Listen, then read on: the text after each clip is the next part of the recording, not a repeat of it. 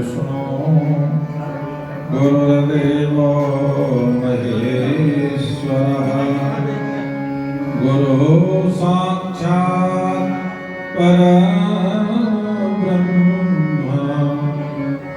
तस्मै श्री गुरुवे नमः।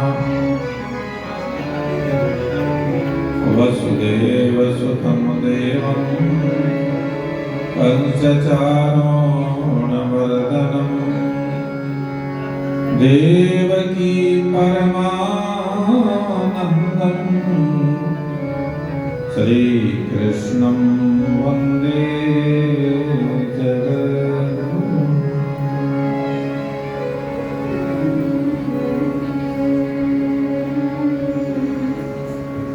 सच्चिदानंद भगवान की सद्गुरुदेव भगवान की वृंदावन बिहारी लाल की जय। आइए प्रार्थना से प्रारंभ करते हैं। भगवान से प्रार्थना करें कि प्रभु मेरे जीवन का उद्धार कर दो। प्रभु मेरे जीवन का उद्धार कर दो। प्रभु मेरे जीवन का उद्धार कर दो। प्रभु मेरे जीवन का उद्धार कर दो। प्रभु मेरे जीवन का उद्धार कर दो। मेरे जीवन का उद्धार कर दो। अमर में नैया से पार कर दो। अमर में नैया से पार कर दो। अमर में नैया से पार कर दो। अमर में नैया से पार कर दो। प्रभु मेरे जीवन का उद्धार कर दो। प्रभु मेरे जीवन का उद्धार कर दो।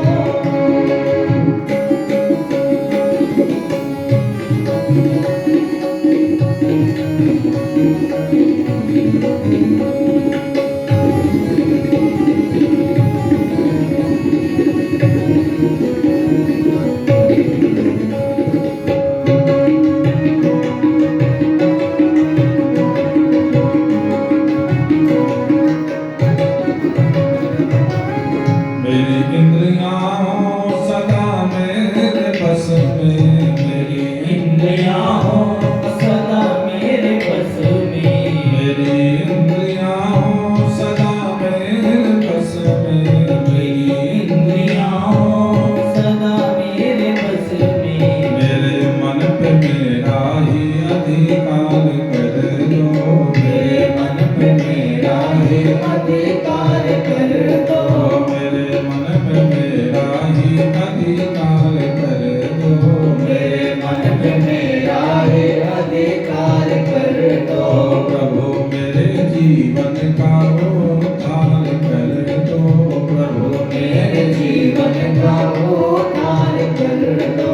भंवर में नैया से पार कर दो। भंवर में नैया से पार कर दो।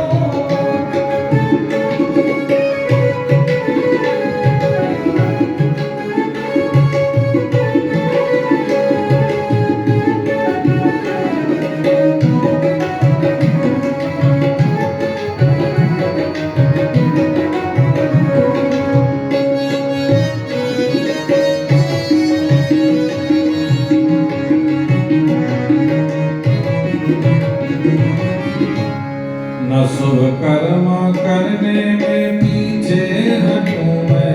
न शुभ कर्म करने में पीछे हटूं मैं। न शुभ कर्म करने में पीछे हटूं मैं। न शुभ कर्म करने में पीछे हटूं मैं। कर्मों से मुझको खबरदार कर दो।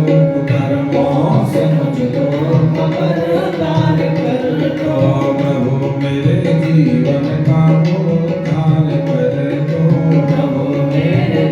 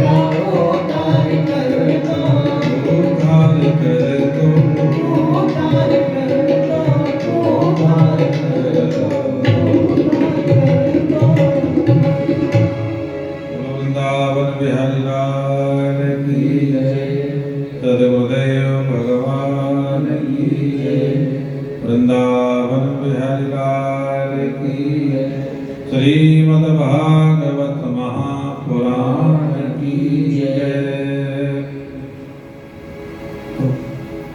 श्रीमद् भागवत सप्ताह ज्ञान युग के आज सप्तम दिवस में प्रवेश करते हुए भगवान के चरणों में मन वाणी को समर्पित करते हुए प्रभु के पावन प्रसंग को स्मरण करें।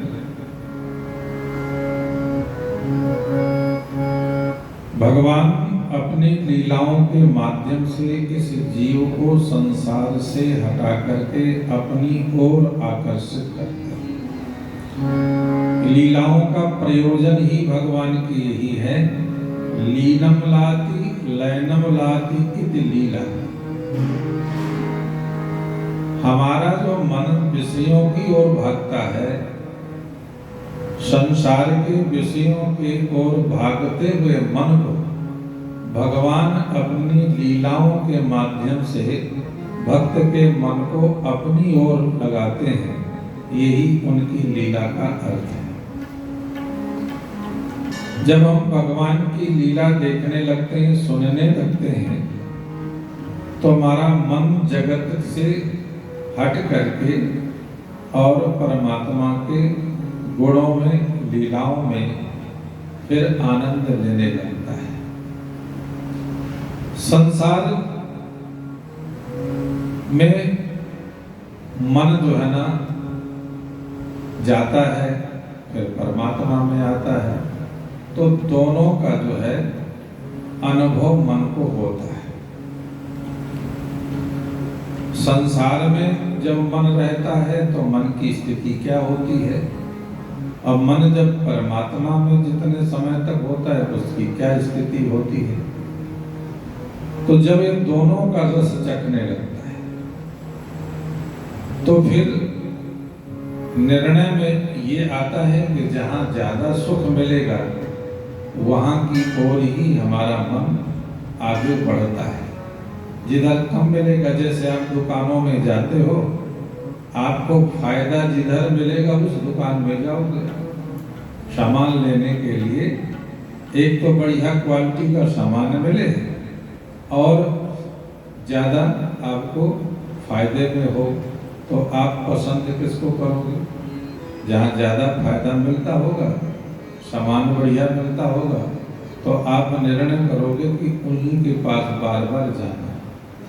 ऐसे ही मन को जो है ना, जब भगवान की शरण में, भगवान की लीला में, भगवान की कथा में, भगवान के भजन में जब मन को ज्यादा सुख मिलता है तो फिर मन निर्णय करता है कि मैं ज्यादा से ज्यादा भगवान के नजदीक रहूं। और जब तक इसको ये सुख नहीं मिलता तब तक संसार जैसे कुएं का मेढक है, कुएं में रहता है तो उसको यही पता है कि बस यही जल है, उसे आगे सागर का कुछ पता ही नहीं। कुएं के लिए वही सागर है, मेढक के लिए वो कुआं ही सागर है। परंतु जब वो कुएं से बाहर निकलेगा और खुली जगह में जब निकल करके सागर में पहुंचेगा तब उसको अनुभव होगा कि ये तो बहुत लंबा चौड़ा है। मैं तो एक छोटे से सकरी सी जगह में ही सोचता था कि ये तो बहुत गहरा है। तो समुद्र की जब व्यवस्था में पहुंचता है तब उसको लगता है कि मैं तो अभी तक फंसा हुआ था अज्ञानता के बंधन में। ऐसे ही ये जीव जो है, ये मन हमारा जो है, ये जब संत शरण में, गुरु शरण में, भगवत शरण में जब पहुंचता है तो संसार के सुखों को त्याग करके फिर इसे परम सुख की प्राप्ति भगवान के सानिध्य में, चरणों में ही होती है। उसका कारण यह है कि संसार के जो विषय हैं, संसार के जो पदार्थ हैं, वो सब क्या है? नाशवान है। जब संसार के जो भी पदार्थ हैं जिनके साथ हम सुख महसूस कर रहे हैं, जब वो पदार्थों का अभाव हो जाता है तो फिर हमको उनका दुख भी होता है। ये परमात्मा में ये सब व्यवस्था जो जुड़ती है, तो परमात्मा भगवान जो है सत्य हैं, शिव हैं और सुंदर हैं। सत्यम शिवम सुंदरम, वो सत्य भी हैं, कल्याणकारी भी हैं और आनंद वाले भी हैं। और ये संसार के जो पदार्थ हैं ये क्षणिक हैं, नश्वर हैं। इसीलिए हमारा मन संसार में सदा एक जैसा सुखी नहीं रहते। कभी भी आप देखोगे कि जो हमको बहुत प्रिय लगते हैं वही बाद में हमको अप्रिय भी लगने लगते हैं। जो शरीर आप देख लीजिए, ये शरीर आपका हमारा है, ये शरीर शुरू में कितना बड़ा बहुत प्रिय लगता है शरीर सबको, अपना अपना शरीर दूसरे का। पर कुछ समय बाद में ये शरीर ही अपने को दुखी जब करने लगता है, तो बताइए शरीर से प्रेम रह जाता है फिर किसी का? शरीर बूढ़ा हो गया, आंखें बूढ़ी हो गई, कान बूढ़े हो गए, हाथ बूढ़े हो गए, सब ये बेकार बिल्कुल हो गए, तो बताइए ये शरीर आपको अच्छा लगता है कि इससे नफरत होने लगती है? फिर तो भगवान से कहते हैं ना कि प्रभु इसको जल्दी निपटा दो तो ठीक है, क्योंकि अब ये परेशान हो रहा है। जिस शरीर को लेकर हम बहुत प्रसन्न रहते थे, खुश रहते थे, वो वही शरीर हमारे लिए दुखदायी हो जाता है। तो जो संसार के व्यक्ति हुए, पदार्थ हुए, अन्न हुए, ये सब कुछ समय बाद में परिवर्तित हो जाते हैं, पर एक इस संसार में सत्य वह है जिसका नाम है ईश्वर, परमात्मा। बस वो सदा एक जैसा रहता है, उसका ना वो बदलता, ना कभी उसका प्रेम बदलता। बाकी जगत बदलने वाला है, जगत का सब प्रेम भी परिवर्तनशील है। इसलिए हम थोड़े थोड़े समय में एक दूसरे से दुखी भी होते रहते हैं। जो माँ अपने बेटे से कुछ समय तक खुश रहती है, वही माँ अपने बेटे से कुछ समय बाद दुखी भी रहने लगती है। क्यों? क्योंकि व्यवहार में परिवर्तन हो जाता है।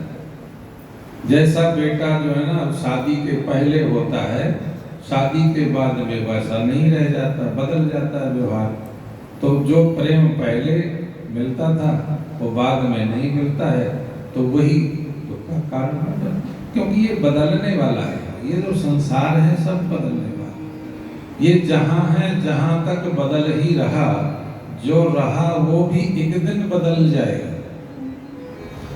आपने अनुभव किया होगा कि जब से आपने सुरता संभाला है, स्मृति संभाली है, तब से जो भी आपके आगे पीछे जानकारी में रहा वो सब कुछ बदल गया।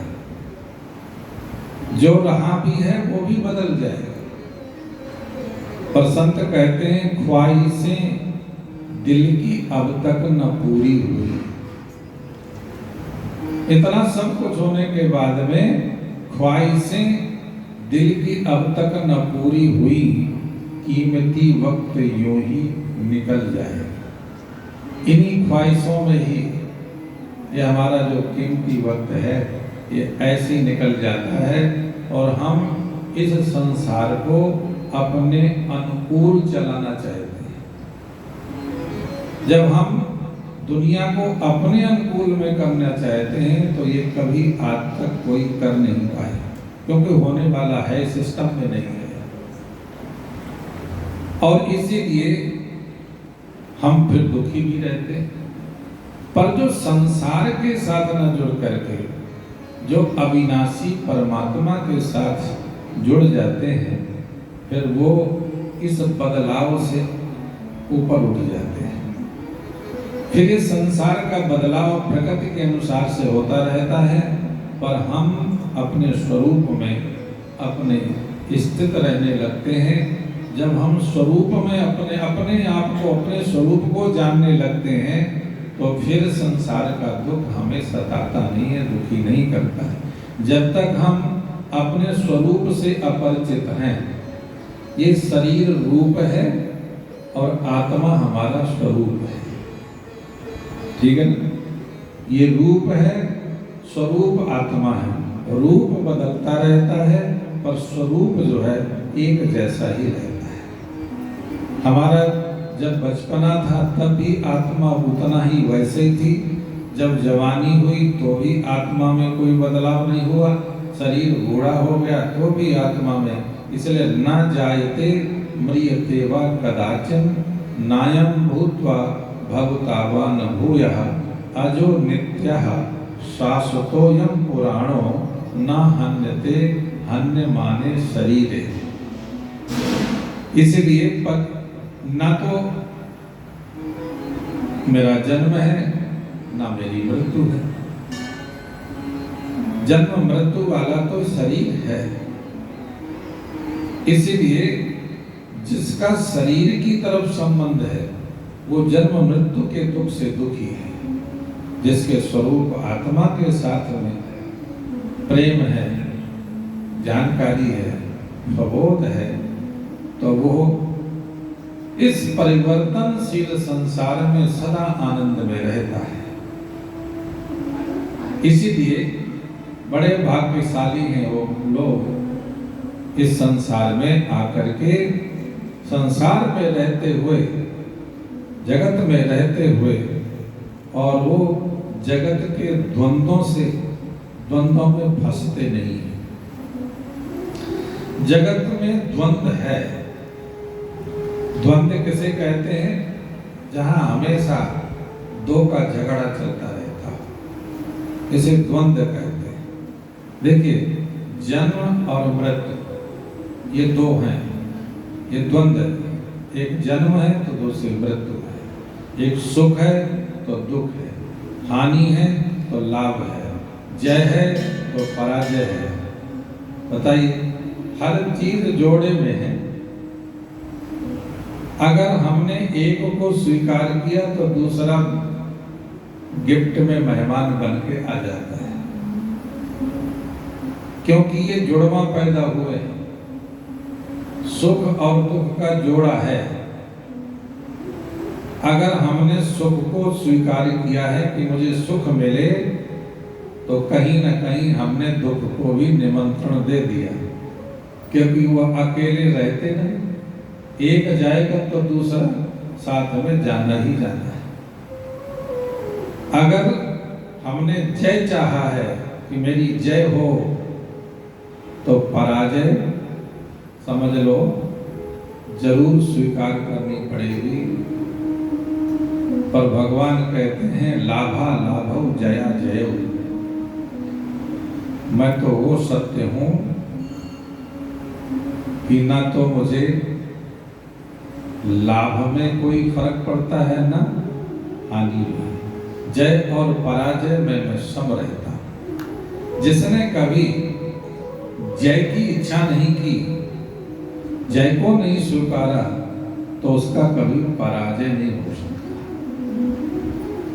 आपने कभी सोचा ही नहीं है जब कि मेरी जय हो जाए तो पराजय किससे होगी। इसी तरह से जब आपने कभी किसी से सुख की इच्छा ही नहीं की है, तो आपके जीवन में दुख आने वाला नहीं है। क्यों? सुख की इच्छा से ही दुख आता है। देखो, होता क्या है कि आपने जैसे सुख की इच्छा की, और इच्छा तो कई तरह की होती है। माने हमने इच्छा की, हमारी इच्छा के अनुरूप नहीं हुआ। हमारी इच्छा थी कि हमको ये प्राप्त हो जाए। जैसे बहुत से लोगों की इच्छा होती है बेटा हो जाए, और बेटा की जगह बेटी हो गई, तो बहुत से लोग रोने लगते। क्यों? वो इच्छा जो थी वो नहीं पूरी हुई। और अगर इच्छा ना हो, बस लोगों को अगर ये लगे कि चलो संतान प्राप्ति होनी चाहिए। अब संतान होती है, चाहे वो बेटी हो और चाहे बेटा हो। केवल संतान के प्रति अगर इच्छा है तो चाहे बेटा हो जाए चाहे बेटी हो जाए, दोनों में उसको एक जैसा ही लगेगा। पर अगर पहले से ही फिक्स कर लिया कि यही मुझे प्राप्त हो और जब उसके अनुसार से नहीं मिलता है तो वही दुख का कारण होता है। इसलिए भगवान कहना चाहते हैं कि अगर जीवन में सुखी रहना चाहते हो तो तुम्हें इन द्वंद्वों से अपने आप को अलग करना है। ये जो आवे तो उनको स्वीकार कर लो। ठीक है, मेहमान बन के आए हो, जब कभी सुख मिला है तो सुख को स्वीकार कर लो, और जब दुख आए तो दुख को स्वीकार कर लो। ठीक है, अगर सुख आया है चला गया है तो दुख आएगा, ये भी चला जाएगा, परमानेंट नहीं रहेगा। ठीक है, तो इसीलिए ये संसार के द्वंद्वों से हम दूर तभी हो सकते हैं जब हमारे अंदर भगवान की वाणी प्रवेश कर जाए। भगवान की वाणी अंदर जाएगी तो वाणी के द्वारा ही भगवान अंदर प्रवेश होते हैं। जब गुरु की वाणी, गीता की वाणी, रामायण की वाणी जब हमारे अंदर प्रवेश करती है तो ये वाणी से हमें परम सुख की प्राप्ति होती है। और संसार की वाणी, जगत की वाणी, ये तो बड़ी कर्कशा है। यहाँ तो महाराज संसार की वाणी स्वार्थ से भरी हुई है। यहाँ जो भी आपसे कुछ कोई कहेगा तो उसमें उसका कोई न कोई स्वार्थ जरूर होगा। बिना स्वार्थ के आपसे कोई बात ही नहीं करेगा इस संसार में। तो बताइए उस वाणी से आपको सुख कैसे मिलेगा? क्यों? क्योंकि स्वार्थ नहीं पूरा होगा तो आपको गाली देगा। तो स्वार्थ, संसार स्वार्थ का भरा हुआ है। और अगर इस ब्रह्मांड में, संसार में कोई अगर है जो हमसे प्रेम करता है वह है ईश्वर, क्योंकि उसके पास सब कुछ है, सब कुछ, सर्वत्र सब कुछ है। उसके पास ऐसा कुछ नहीं है, ये नहीं है कि वो हम देंगे तो उसे मिलेगा। लबालब भरपूर सब कुछ। तो जिसके पास सब कुछ माल भरा हुआ है, किसी से कुछ लेने की जरूरत नहीं है, तो हमसे क्यों स्वार्थ की बात करेगा? अब स्वार्थ की बात संसार इसलिए करता है क्योंकि यहाँ तो चाहे जितना जिसके पास कुछ भरा पड़ा हो, फिर भी यहाँ तो हम गरीब ही बने रहते हैं। एक डिमांड बनी ही रहती है, मांग फिर भी बनी रहती है। बड़े बड़े राजा महाराजा हुए, इतना सब कुछ होने के बावजूद भी बस उनकी यही लगन लगी रहती थी कि कहीं मेरे पास धन ज्यादा हो जाए, मेरे पास बल ज्यादा हो जाए, मेरे पास सैनिक ज्यादा हो जाए तो मैं बगल वाले देश पे कब्जा कर लूं। यही तो चल रहा है। अब आप देख लीजिए सारे देश जो है ना क्यों दुखी है।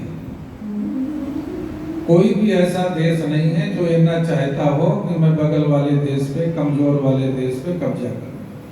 बस मेरी मिसाइल ज्यादा हो जाए, परमाणु बम ज्यादा इकट्ठा हो जाए, थोड़ा सा पैसा इकट्ठा हो जाए, सैनिक हो जाए, तो फिर मैं चढ़ाई कर दूं और इसको अपने अधीन कर लूं।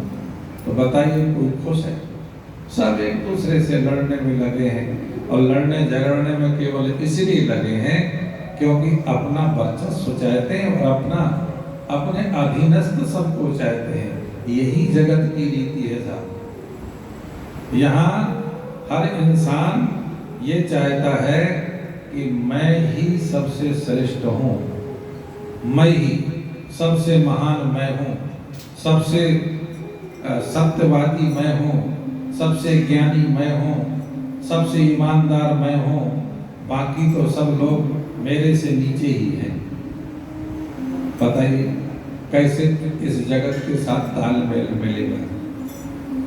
इसलिए जो भगवान के भक्त होते हैं, भगवान के दास हैं, भगवान के सेवक हैं, वो फिर जगत की आस छोड़ करके परमात्मा के भजन में, परमात्मा के स्मरण में, परमात्मा के ध्यान में लग जाते हैं और इस संसार के बंधन से मुक्त हो जाते हैं।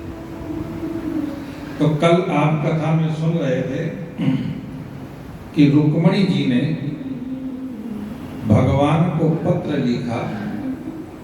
और क्यों पत्र लिखा कि रुक्मणी जी भगवान से स्नेह करती थी, प्रेम करती थी और भगवान से ही रिश्ता जोड़ना चाहती थी। पर उनका भाई जो था वो नास्तिक था, वो भगवान कृष्ण को नहीं मानता था। इसलिए रुक्मणी जी का भाई जो रुक्मिया था, जिसका नाम था, उसने बिना मर्जी के रुक्मणी जी की शादी शिशुपाल के साथ तय कर दी। अब देखो यहाँ पर कथा का संकेत यह है कि भक्त जब भगवान की तरफ जाने का प्रयास करता है तो तुम्हारे जो रिश्तेदार हैं, तुम्हारे घर वाले हैं, वो क्या करते हैं? वो फिर इधर उधर की सिफारिश लगा करके तुम्हें वहां से अलग करने का प्रयास करते हैं। तुम भगवान के घर न जाओ, तुम भगवान से रिश्ता न जोड़ो, दुनिया के लोग खुश रहते हैं। और भगवान से रिश्ता जोड़ने लगो तो आपके घर वाले ही आपके दुश्मन बनने लगते। देखो हम लोग, जैसे मैं भी हूं ना, अगर मैं भगवान की शरण में आया हूं अगर, तो मैं कोई घर वालों से बोल चाल के थोड़ी आया हूं कि मैं जा रहा हूं साधु करने के लिए, मुझे आप आज्ञा दे दो। मैं तो चोरी से मैं भी भाग करके आया। ये घर वाले तो जाने नहीं देंगे, तो चोरी से पढ़ते पढ़ते स्कूल से ही छोड़ के भाग आए। देखो रात में सोते समय महात्मा बुद्ध सिद्धार्थ से जब वैराग्य हुआ उन्हें, तो उन्होंने कोई पत्नी से थोड़ी पूछा, पिताजी से, माताजी से थोड़ी पूछा, बेटे से थोड़ी पूछा। जैसे ही उन्हें समझ में आ गया, वैसे ही उन्होंने रात में सोते हुए पत्नी पे, बच्चों को छोड़ करके और प्रभु की शरण में पहुंच गए। यहाँ प्रेम से तुम्हें कोई जो है राजी से आप आजमा के देख लो आप लोग। हाँ, कब कह देंगे? जब तुम्हारे शरीर में बिल्कुल तेल रह नहीं जाएगा, जब चूस लेंगे बिल्कुल शरीर। हाँ, जैसे एक जानवर के जो है ना, जानवर के शरीर में वो चिड़चिड़ी चिपक जाती है, जो खून चूसती रहती है, और वो खून चूसती तब तक नहीं छोड़ती वो जानवर को जब तक वो मर नहीं जाता। जब खून खत्म हुआ तो वो चिड़चिड़ी छोड़ के भाग जाती है। तो ऐसे ही तुम्हारे परिवार वाले भी तुम्हें छोड़ के तभी खुश होते जब तुम्हारे जो है, तब कोई बाबा जी ले जाए, आश्रम में चले जाओ, बाबा जी ले जाएं, हरिद्वार चले जाओ, फिर बहू भी कहेगी, बच्चे भी कहेंगे, क्योंकि तेल तो तुम्हारे रह ही नहीं गया। अब न तो तुम्हारे हाथ में ताकत, न तुम्हारे पैर में ताकत, न तुम्हारे शरीर में।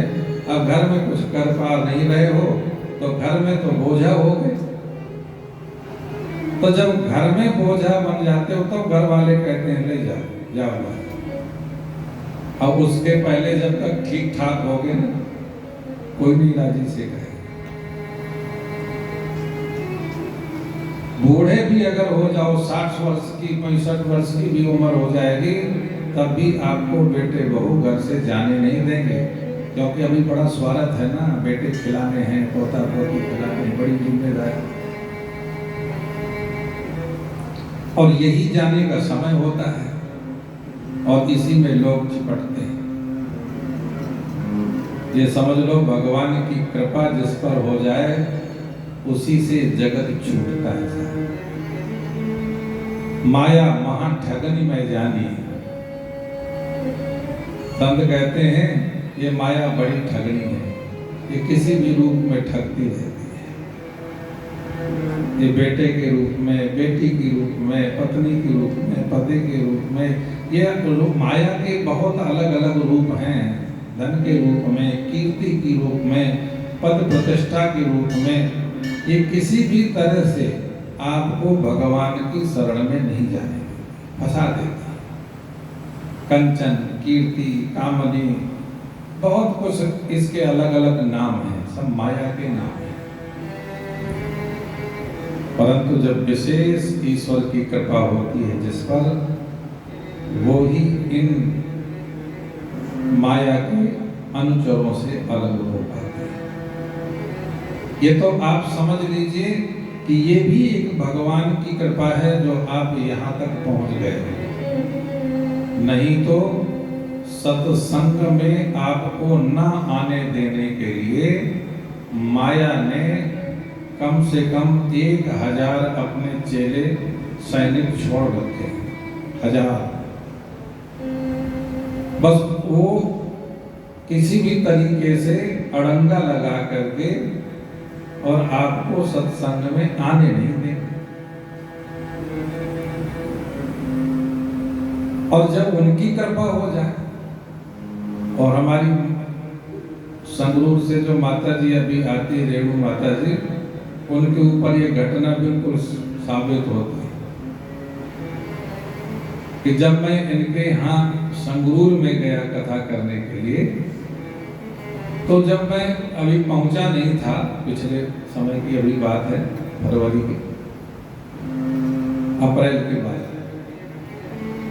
उसके पहले हमको फोन करके माता जी कहती, स्वामी जी बड़ी कृपा है, आप आ रहे हो, बहुत अच्छा होगा, आनंद होगा, और 7 दिन भगवान की कथा सुनने को मिलेगी। उन्होंने कहा माता जी आ गए। पर माया ने क्या किया, अड़ंगा डाल दिया। बहू गिर गई, पैर में चोट लग गई, और पास में रह करके माता जी हमारी जो है ना कथा सुनने एक दिन भी नहीं पहुंचा। ये है देखो रुकावट जिसको कहते हैं।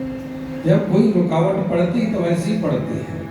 और अब जो है ना भगवान की विशेष कृपा थी, तो संगरूर से पटियाला डेली 7 दिन कथा सुनने के लिए ये आए। तो किस लिए आए, किसने बुलाया, किसने भेजा?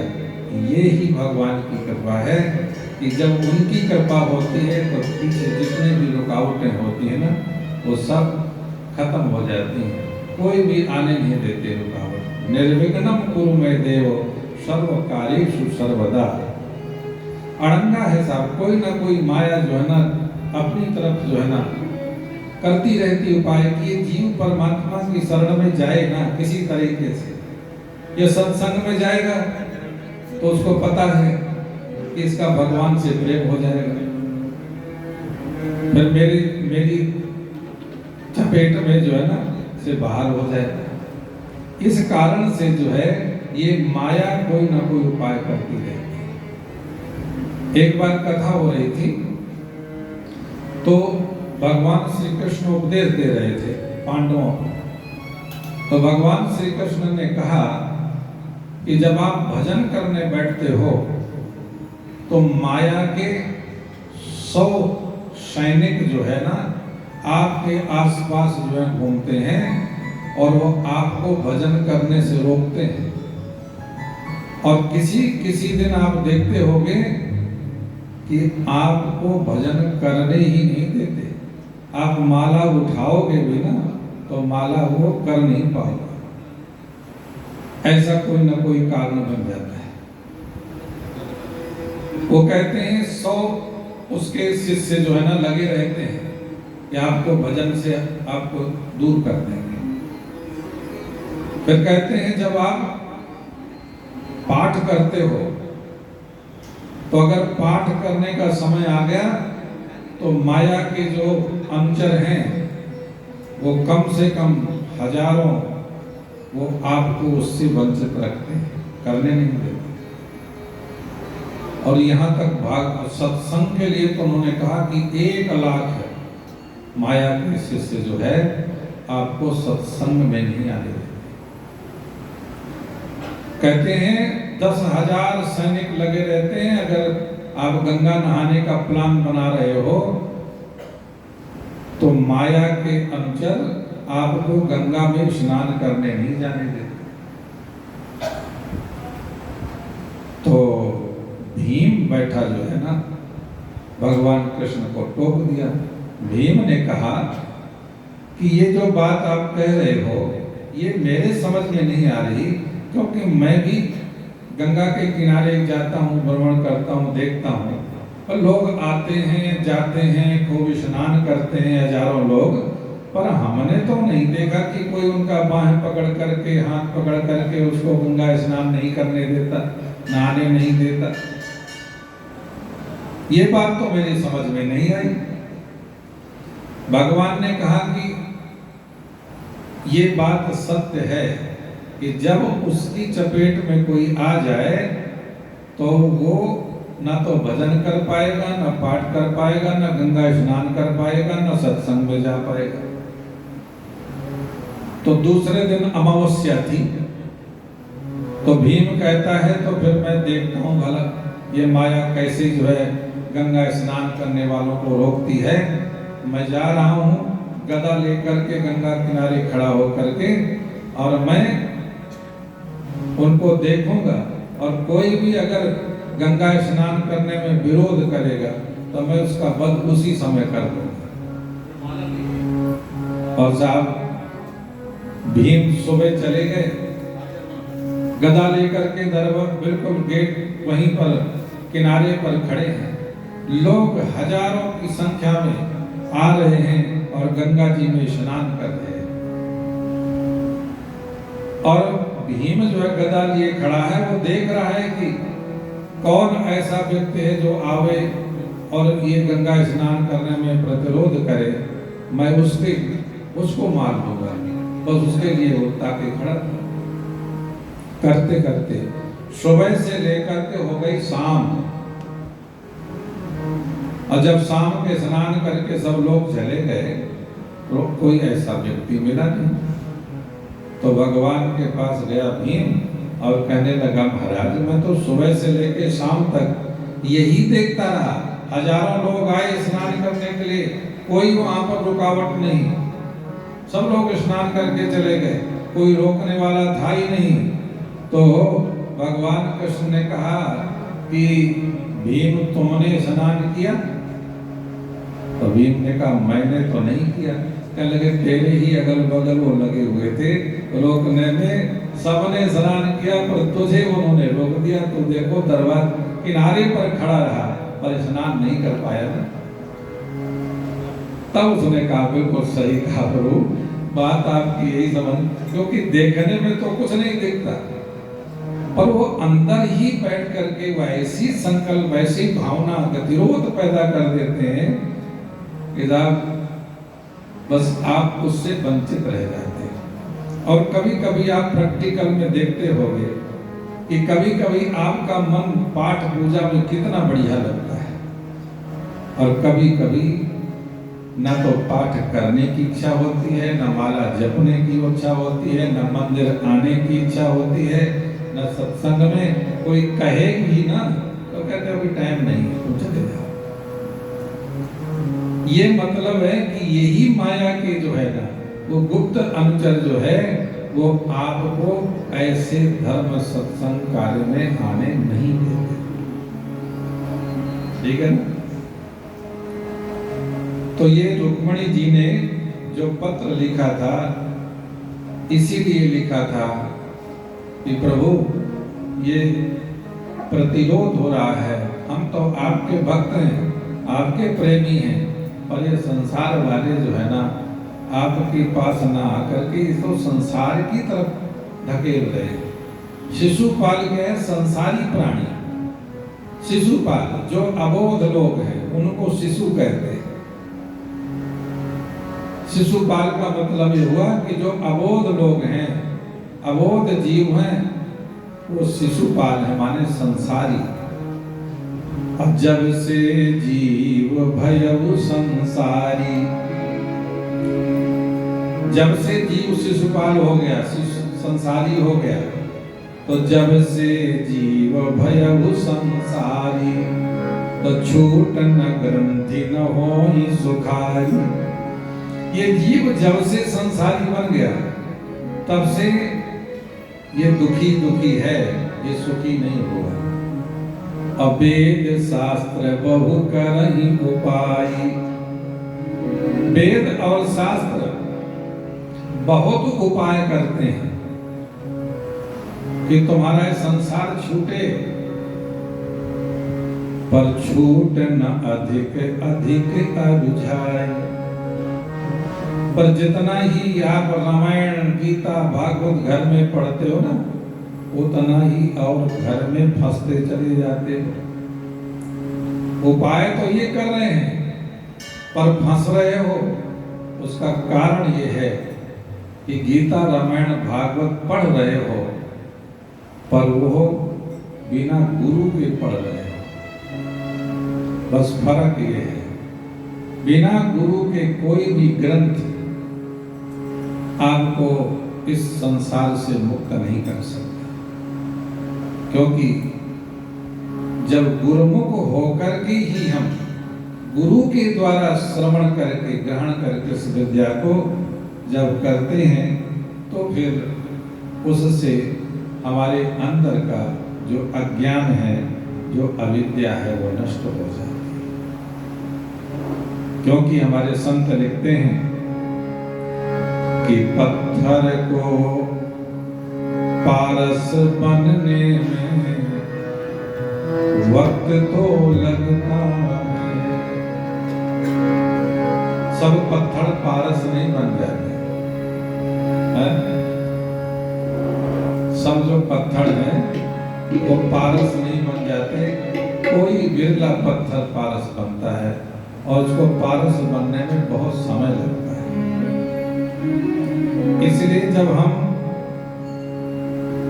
सत्संग में, संतों के संग में, सत्संग में अपना समय व्यतीत करेंगे, समय देंगे, तो धीरे धीरे धीरे धीरे एक वो समय योग आएगा कि जिस तरह से एक पत्थर पारस बन गया, तो पत्थर को पारस बनने में वक्त तो लगता है। पत्थर को पारस बनने में वक्त तो लगता है। तो पत्थर को पारस बनने में वक्त तो लगता है। पत्थर को पारस बनने में वक्त तो लगता है। जिस तरह से पत्थर को पारस बनने में वक्त लगता है, इसी तरह से हमें और आपको भी मालिक से कृपा पाने में, मालिक से कृपा पाने में वक्त तो लगता है। मालिक से कृपा पाने में वक्त तो लगता है।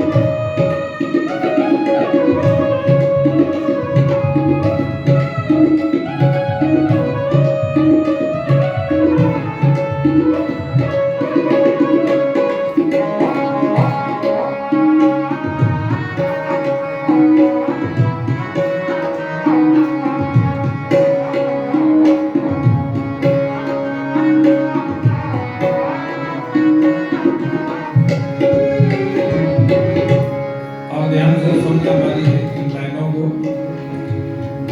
उलझी अंतर मन की कथा व्यथाएं हैं। उलझी अंतर मन की कथा व्यथाएं हैं। एक उलझन नहीं, या तो गांठ पूरी की पूरी गांठ बन जाती।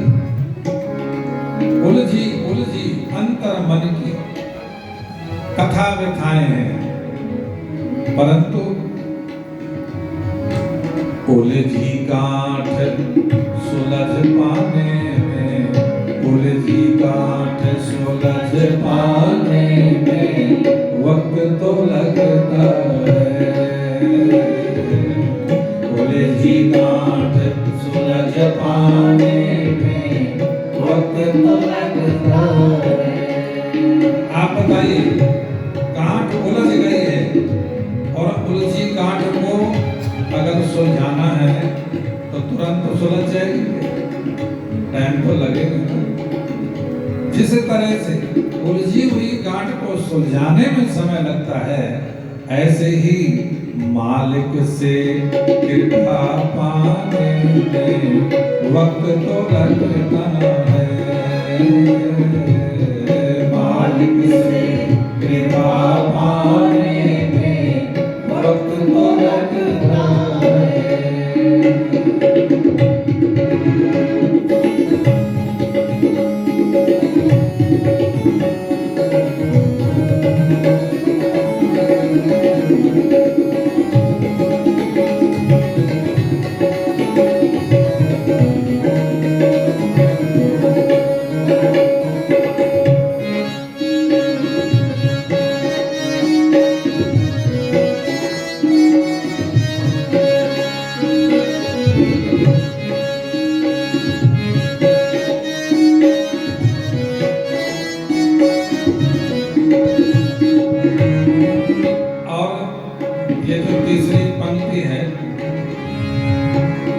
ये हमें संकेत कर रही है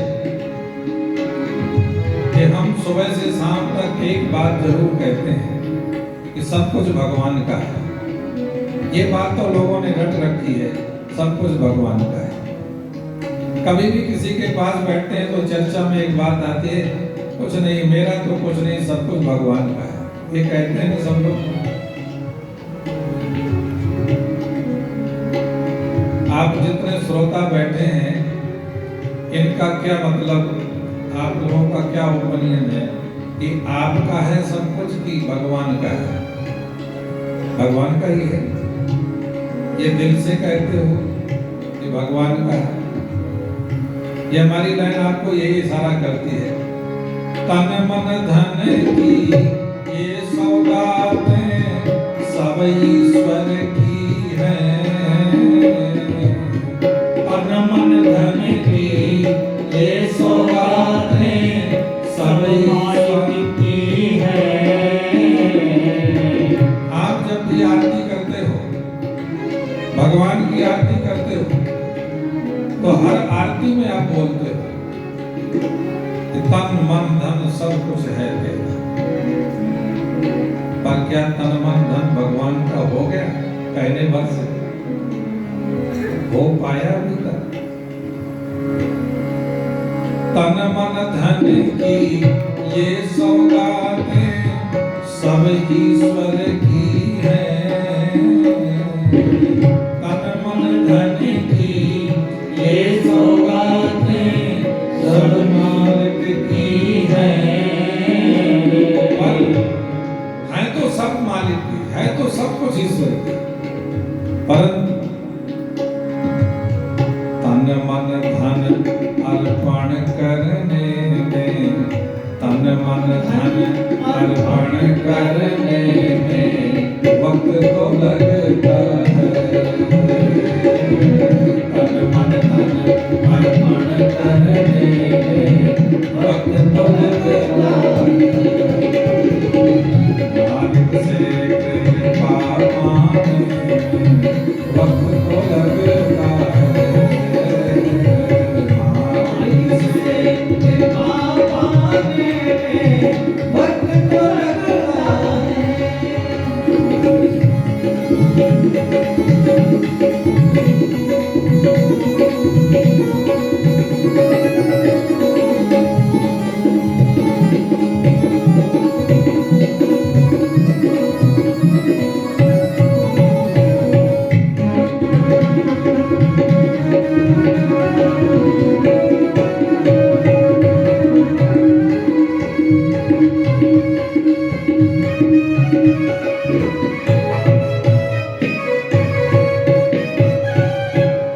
आखिरी लाइन,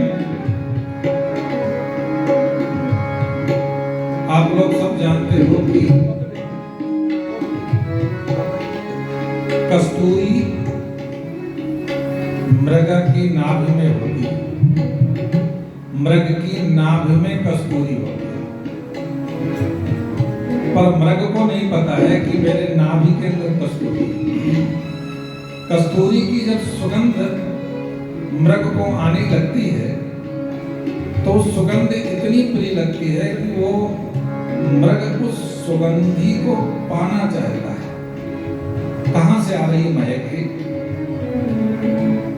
तो मृग बेगाना है, मृग को ज्ञान नहीं है कि ये कस्तूरी मेरे अंदर ही है। इसलिए शास्त्रों में लिखते हैं, नाभि कस्तूरी मृग मन डोले मन बेगाना है। नाभि कस्तूरी मृग मन डोले मन बेगाना है। जैसे कस्तूरी नाभि में है और मृग को पता नहीं है, ऐसे ही परमात्मा मेरे अंदर है पर मुझे पता नहीं। इसलिए हम ढूंढते फिरते हैं बाहर। नाभि कस्तूरी मृग मन डोले मन बेगाना है। नाभि कस्तूरी मृग मन डोले मन बेगाना है। गहरा राज समझ पाने में, क्यों जतन गहरा राज समझ पाने में वक्त तो लगता है।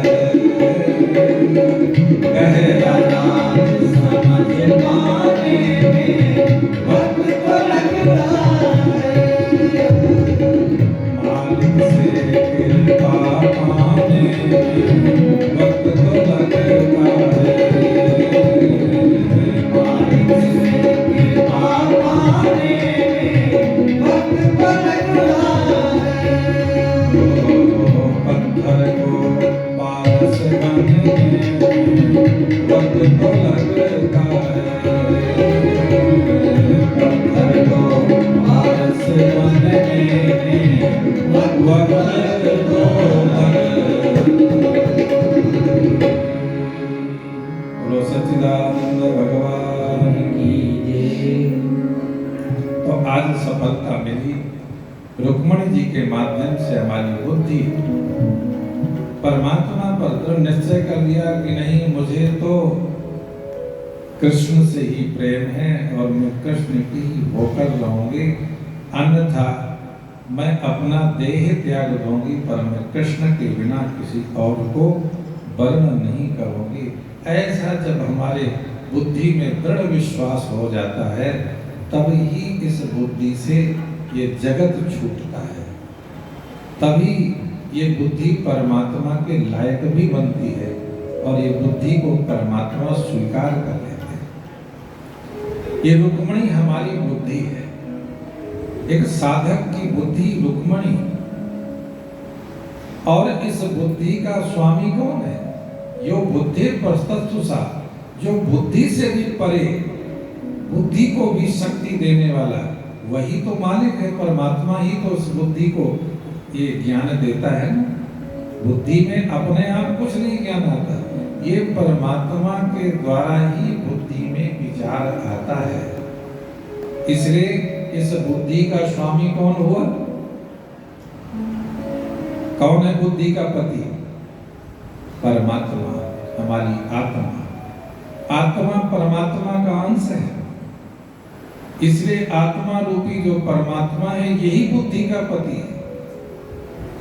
तो आज बुद्धि ने ये सरेंडर किया कि मेरे स्वामी परमात्मा है, ठीक है ना। फिर दूसरी शादी हुई भगवान की, वो हुई जामवती के साथ में। तो जामवती कौन है?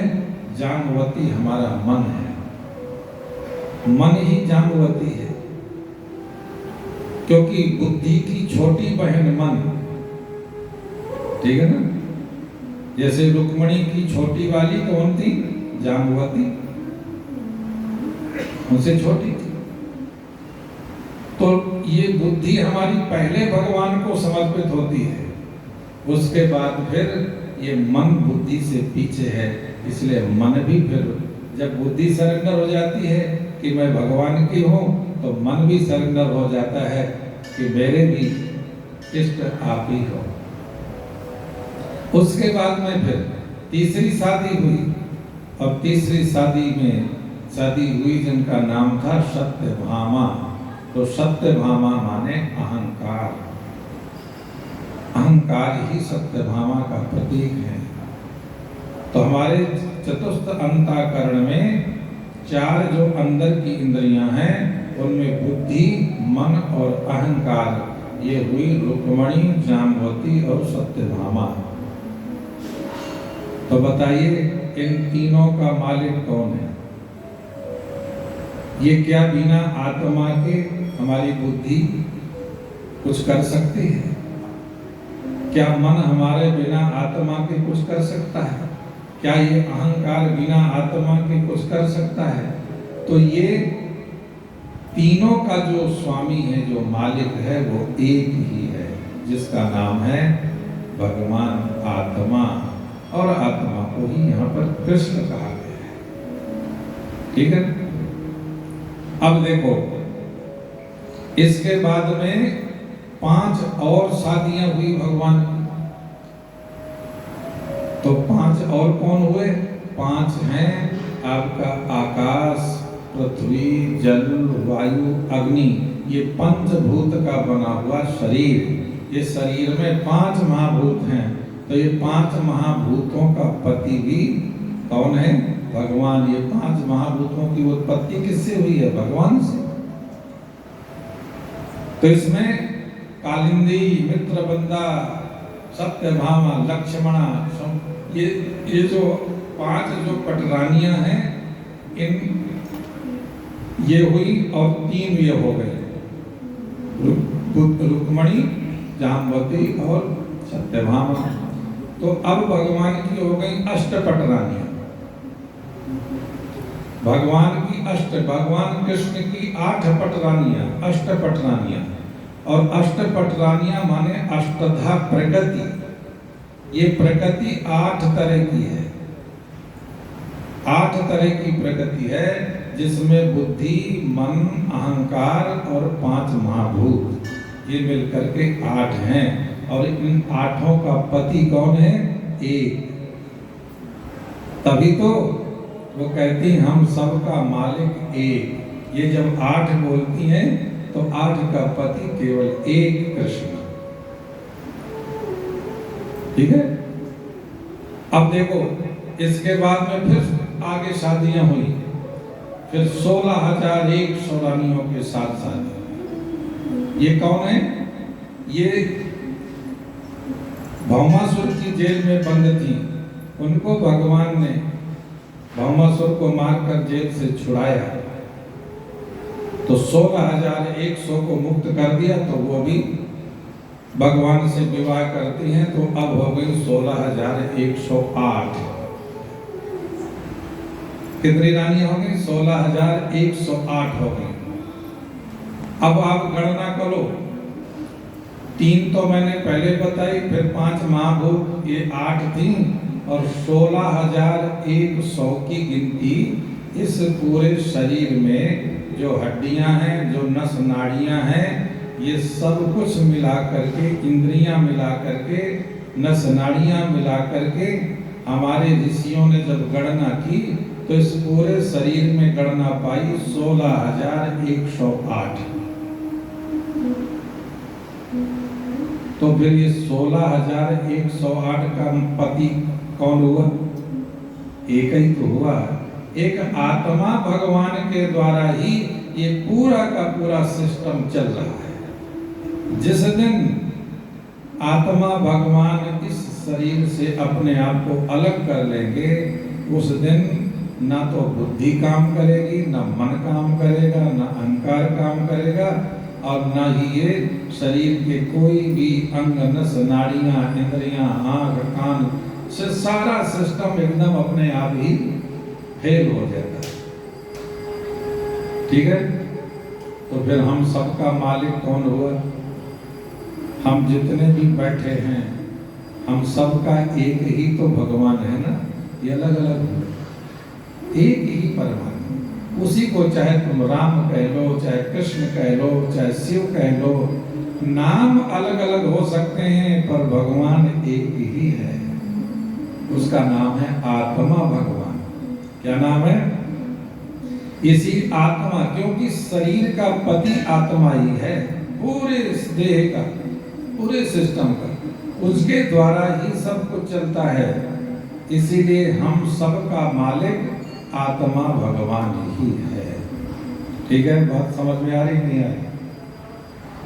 तो भजन किसका करना चाहिए आपको? ध्यान किसका करना चाहिए? सुमरन किसका करना चाहिए? राम कोई हमारी आत्मा से अलग तो नहीं है ना, कृष्ण हमारी आत्मा से अलग तो नहीं है। आत्मा और कृष्ण दो अलग नहीं है। कृष्ण ही आत्मा है, आत्मा ही कृष्ण है। राम ही आत्मा है, आत्मा ही राम है। इसलिए भगवान राम को आत्मा राम कह के संबोधित किया गया है कि आप कहीं भटक न जाओ, कहीं ऐसा ना हो कि आप अपने आत्मा से अलग होकर के भगवान जोड़ो। जब आप राम जी के मंदिर में जाओ तो राम जी और आपकी आत्मा ये दोनों एक हैं, राम और आत्मा दो नहीं है। ऐसी अभिन्नता जीवन में आ जाए, एकता जीवन में आ जाए, यही इस कथा का सार तत्व। और इसके बाद में बहुत बड़ा परिवार हुआ, तो सारा परिवार इस भगवान का ही परिवार है। और इसी परिवार में एक भगवान के भक्त हुए जिनको आप लोग बहुत अच्छी तरह से जानते हो, जिनका नाम सुदामा ब्राह्मण, जिसको आज के ज़माने में, आज के युग में कथाकारों ने जिनकी छीछल लेदर कर रखी है, पूरा नौटंकी बना दिया है। सुदामा की जितनी बेइज्जती हो सकती है उतनी बेइज्जती ये जो झांकी सजाने वाले हैं ना, और जागरण करने वाले, झांकी वाले और बहुत से कथाकार सुदामा को इतना ऐसा करके छोड़ा है कि भगवान भी रोते होंगे सुदामा की दुर्दशा देखकर। मैंने तो अहमदगढ़ में एक बार मेरा कार्यक्रम था, तो वहाँ की कुछ जो कमेटी थी वो उन्होंने कहा स्वामी जी झांकी सजाना। हम तो झांकी को कभी ज़्यादा फॉलो करते नहीं, झांकी सजेगी तो कथा नहीं हो पाएगी, क्योंकि आँख तो आँख ही है। अब आँख से झांकी देखोगे, चाहे आँख से कथा सुन लो, कथा तो कथा ही है। आँख अगर व्यास जी के समक्ष लगी होगी तो कथा भी अंदर जाएगी, और आँख इधर उधर गई कि मन भी चला गया। तो एक साथ तो काम नहीं होते, चाहे झांकी सजवा लो और चाहे कथा सुन लो। तो जब वो नहीं माने तो मैंने कहा चलो भाई झांकी सजा लो अपने।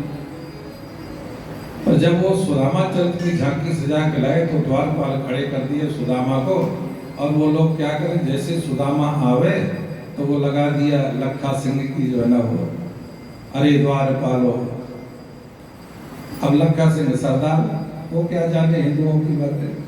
भाई सनातन धर्म, भाई जो जिसको पूजा पाठ करना आता ही नहीं है, जो उसने कभी किया नहीं है, जो भगवान को, वो उसको क्या पता चले कि भक्त और भगवान की महिमा के, वो तो गायक है, उसने अपना गा तो दिया। परंतु जिस तरह से उन्होंने व्यक्ति पेश की अपनी उसमें रील में, तो बड़े अपशब्द भरे, ये शब्दों का प्रयोग, कहाँ जाता है। अब ये बताइए, एक भगवान कृष्ण का द्वारपाल, जो भगवान के द्वारपाल होंगे, वो द्वारपाल क्या ऐसी भाषा बोले? क्यों तड़ाक? अरे कोई ब्राह्मण, जो भगवान कृष्ण जिस ब्राह्मण का इतना सम्मान करते, क्या उनके द्वारपाल ब्राह्मण का इतना अनादर करके बोले? ऐसा हो सकता है क्या? पर क्योंकि फिर मैंने उनको समझाया, मैंने कहा भाई देखो, आज तो आपने ये कर दिया जो मेरे सामने, सुदामा को हाथ पकड़ पकड़ करके ऐसे घसीट रहे हैं, और अब वो भी नाटक तो नाटक ही है, वो उसको पकड़ करके ऐसे धक्का मारते हैं और सुदामा धड़ाम से गिर जाता है, फिर उठता है, फिर फेंकते हैं, फिर गिरता है। तो हमने उनसे कहा कि आज के बाद में हमारी कथा होगी तो ये सुदामा चरित्र की झांकी अगर सजाना चाहो तो सुदामा को सम्मान से, फिर जो हम कहें वैसी उसके अनुसार से तुम झांकी सजाओ, उसके संचालन में चलो, हमारी व्यासपीठ जो कहे उसके अनुसार से आप कुछ कला करो तो ठीक है, पर आप अपने अनुसार से करोगे तो ये व्यासपीठ का और भगवान का भी अपमान ही होता है। तो उन्होंने कान पकड़ा और कहा कि महाराज जी, आज के बाद हम कान पकड़ते हैं कि हम अपने अहमदगढ़ में, हमारे अपने एरिया, हम वो ये झांकी हम कभी निकालेंगे, क्योंकि लोग नाटक बनाते हैं। सुदामा कोई साधारण व्यक्ति है क्या? सुदामा, अरे वो ब्राह्मण जो भगवान का सखा हो, भगवान ने जिसको मित्र बनाया हो, वो कोई साधारण आम ब्राह्मण तो नहीं हो सकता। हम भगवान के दर्शनों के लिए तरसते हैं और भगवान हमको हृदय से लगाते हैं, गले से लगाते हैं, तो बताइए हमारे और उसमें कितना अंतर, कितनी कृपा की बात है। तो जब परीक्षित महाराज ने सुदामा की बात सुनने की इच्छा की, तब सुखदेव जी ने कहा, राजन, कृष्णस्यासि सखा कश्चित् ब्राह्मणो ब्रह्मविद्तम विरक्त इंद्रियार्थेषु प्रशांतात्मा जितेन्द्रियः। ब्राह्मणों में उत्तम ब्राह्मण और उत्तम ब्राह्मण। देखो, एक ब्राह्मण जिसने जन्म लिया है, जाति में जन्म लिया है, ब्राह्मण जब जाति में जन्म लिया है, एक तो वो ब्राह्मण है, और ब्राह्मणों में भी उत्तम ब्राह्मण वो है जो त्रिकाल संध्या करता है, गायत्री की जो त्रिकाल संध्या करता है, और घर में प्रतिदिन रोज हवन करता है, और घर में बैठ करके भगवान की कोई ना कोई कथा चर्चा करता है। ऐसे ब्राह्मण को उत्तम ब्राह्मण कहते हैं। ब्राह्मणों में उत्तम ब्राह्मण, केवल ब्राह्मण वर्ण में जन्म लेना ही पर्याप्त नहीं है। जन्म लिया है तो ब्राह्मण का जो धर्म है, ब्राह्मण का जो कर्म है, वो कर्म ही जब हम करेंगे तब ब्राह्मण में उत्तम ब्राह्मण बन पाएंगे। सुबह की संध्या, शाम, दोपहर की संध्या और शाम की संध्या, हम जब तक ब्राह्मण रहे तब तक हमने त्रिकाल संध्याएं की, और 3 नहीं कर पाते थे तो 2 तो जरूर करते। सुबह, अगर दोपहर का समय नहीं मिला तो शाम। पर जब ब्राह्मण से सन्यासी हो गए तो फिर वो हमारा कर्म चेंज हो जाता है। सन्यासी का फिर दूसरा सिस्टम, नियम जुड़ जाता है। तो जब तक रहा, क्योंकि सन्यास परंपरा में फिर यज्ञोपवीत और चोटी दोनों का ही गुरुजी समाप्त कर देते हैं काम, कि न चोटी रहेगी न जनेऊ रहेगा, न तुम आज से ब्राह्मण हुए, न क्षत्रिय, न वैश्य, न शूद्र, अब तुम तो जो है ना कौन हो गए, सच्चिदानंद ब्रह्म हो गए। तो गुरु सन्यास में ब्रह्म दीक्षा दे करके ब्रह्म बना देते हैं। परंतु जब तक ईश्वर ने कृपा की और अगर ब्राह्मण वर्ण में जन्म दिया है तो ब्राह्मण का कर्तव्य है, इसीलिए वो उत्तम ब्राह्मण कहलाता है। मैं पीछे खन्ना मंडी में संस्कृत कॉलेज था, तो मैं वहाँ कार्यक्रम करने अभी आया था पीछे। तो कॉलेज में जितने वो विद्यार्थी थे, जब कथा सुनने बैठते थे तो मैं उनको यही समझाता था कि बेटो, तुम्हारा कर्म धर्म यही कि संस्कृत विद्यालय में आए हो, पढ़ रहे हो, तो कोशिश करो कि जिस तरह से हम तुम्हें कथा सुना रहे हैं ना, तुम भी विद्या धन करके इस व्यासपीठ पर बैठो और भगवान की कथा संसार में सुनाओ, ताकि जो है ना, जो जिन तक नहीं पहुंच पाती भगवान की ये कथा, वहां तक आप सब मिल करके इस कथा का प्रचार करो, ताकि ये जन जन में ये भगवान की चर्चा हो और जन जन का प्रेम भगवान से हो जाए, क्योंकि कथा ही भगवान से प्रेम कराती है। जब हम कथा सुनते हैं कानों से भगवान की, तो प्रेम होता है भगवान से, और जब भगवान से प्रेम होने लगता है तो भगवान के प्रति हमारा ये भजन सुमरन ध्यान सत्संग ये शुरू हो जाता है, क्योंकि बिना प्रेम के कुछ नहीं होता। तो उत्तम ब्राह्मण, ब्राह्मणों में उत्तम ब्राह्मण, ये सुदामा उत्तम ब्राह्मण थे साहब। सुबह संध्या करते थे, दोपहर संध्या करते थे, शाम की संध्या करते थे और नित्य प्रति हवन करते थे। और जब शाम रात्रि में सोने के पहले अपनी पत्नी सुशीला को और बच्चों को बिठा करके कुछ न कुछ भगवान की कथा सुनाते थे। यह हमारे ब्राह्मणों के घरों में पहले होता था। हमारे पिताजी ने भी हमको संस्कार दिए, पूजा करते थे, सुबह संध्या वंदन करते, शाम को संध्या होती थी। फिर सोने के पहले प्रतिदिन का नियम था कि पिताजी बैठ करके रामायण जरूर पढ़ते थे। आधा घंटा 1 घंटा रामायण पढ़ते थे। मैं हिंदी अर्थ से, फिर जब मेरा बचपना था तो मुझे वो बिठा लेते थे पास में। मैं पढ़ नहीं पाता था, फिर भी बिठाते थे पास में। पर धीरे धीरे जैसे जैसे मैं पढ़ने लगा, तो रामायण जब पढ़ने लगा तो पिताजी ने देखा कि अभी बाँचने लगा, रामायण पढ़ लेता है, तो फिर कभी कभी पिताजी दूर होकर के बैठ जाते थे और मुझसे वो पढ़वाते थे। तो कहीं गलतियां होती थी तो पीछे से जो है ना वो बोलते थे कि संभाल के पढ़ो, तो फिर ध्यान से पढ़ते थे। अब देखो उसका लाभ हमें मिला कि नहीं मिला। अगर पिताजी ने बचपन में हमको संस्कार दिए, पूजा पाठ से जोड़ा, भगवान के सत्संग से जोड़ा, तो आज वही पूर्वजों का ये था जो योगदान, जो हम आज व्यासपीठ पर जो बैठे हैं, ये उन्हीं का ही कर्तव्य धर्म है। तो कहने का भाव ये कि अगर आप हम सब मिल करके ऐसा एक नियम बनावें कि प्रतिदिन का एक नियम हो कि सुबह शाम संध्या वंदन घर में हो, और जब रात्रि के सोने से पहले चाहे 10-20 मिनट का कोई भी समय निकालो और भगवान की चर्चा जरूर रखो, गीता की, रामायण की, भागवत की चर्चा करके, और फिर सो जाओ।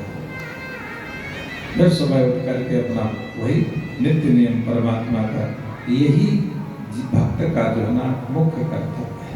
और ये करते करते जब उनका प्रारब्ध पीछे का कट गया, सुदामा का प्रारब्ध पीछे का बहुत खराब था, इसलिए सुदामा ने काफी निर्धनता गरीबी भोगी, परंतु फिर भी वो अयाचक व्रत उन्होंने धारण किया। उन्होंने संकल्प लिया था कि मैं कभी जो है ना किसी से याचना नहीं करूंगा, किसी से मांगूंगा नहीं, परमात्मा जो दे देंगे बस उसी को ही स्वीकार करूंगा। मैं मांगने नहीं जाऊंगा, भूखा रह जाऊंगा, पर मैं मांग करके नहीं खाऊंगा। ये उनका नियम था। और कई बार ऐसी स्थिति हो जाती थी कि सुदामा के घर में पूरा दिन कोई देने नहीं आता था, तो भूखे रह जाते थे। और कभी कभी तो वो हवन में जो राख निकलती थी ना, उस राख को ही पानी में घोल करके और पी जाते थे, वही बच्चों को पिलाते। सुशीला ने कई बार कहा सुदामा को कि पतले हो, आपके मित्र द्वारिकाधीश है ना, तो आप चले जाओ, तो थोड़ा सा उनकी शरण में एक बार दर्शन कराओ, तो आप जाओगे तो उनकी कुछ ना कुछ कृपा जरूर होगी।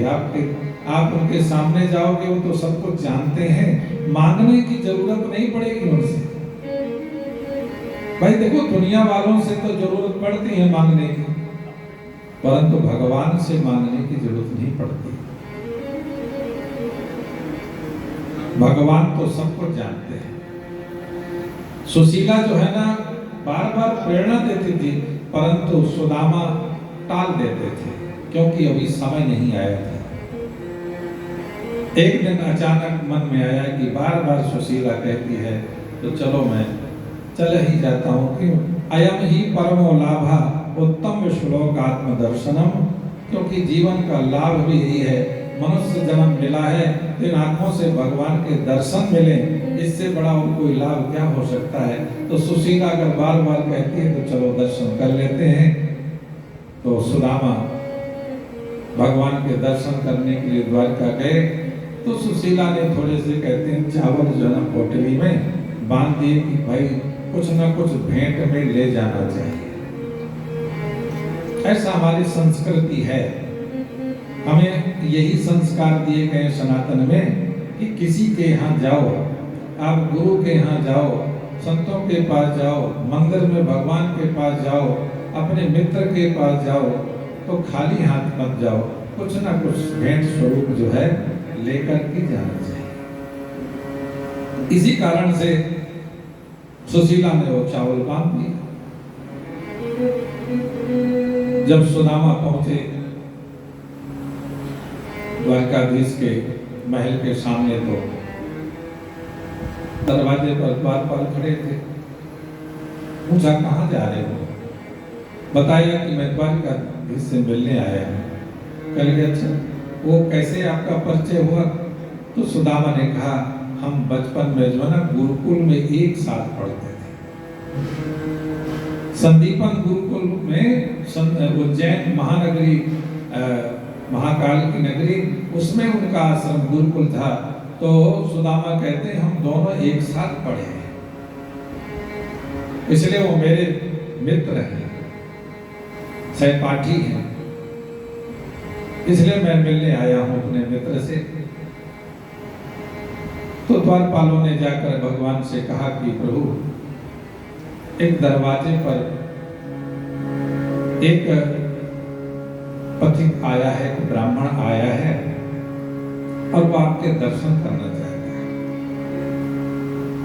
तो भगवान ने पूछ लिया इस बात में, भगवान ने ये पूछ लिया कि ये बताओ जो आया है दर्शन के लिए वो क्या लेके आया है साथ में, कुछ उसकी जो है ना व्यवस्था के बारे में बताओ कुछ,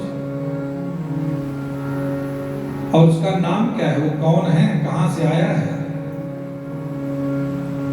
तो द्वारपाल होते हैं। द्वारपाल कोई साधारण व्यक्ति नहीं, भगवान के द्वारपाल गुरु होते हैं, गुरु ही द्वारपाल है। बिना गुरु के भगवान के द्वार के अंदर कोई जा नहीं पाता। दरवाजे पर खड़े रहोगे पर गुरु के द्वारा ही प्रवेश अंदर होगा। तो पहले द्वारपाल गए और भगवान से ये बात बताई। भगवान ने पूछा क्या, कैसा है, कौन है, कहां से, कहां का रहने वाला है। तो गुरु जी हैं, उनको पता है कि अगर पहले से नाम वाम बता दिया तो हो सकता है भगवान रिजेक्ट कर दे, कहते नहीं टाइम नहीं हमारे पास। पर द्वारपालों ने क्या सुंदर जो है ना रचना रची। जब भगवान ने पूछा उनका नाम तो कहते हैं शीस पगाना जगातन में और पाए उपाय की नहीं सामा धोती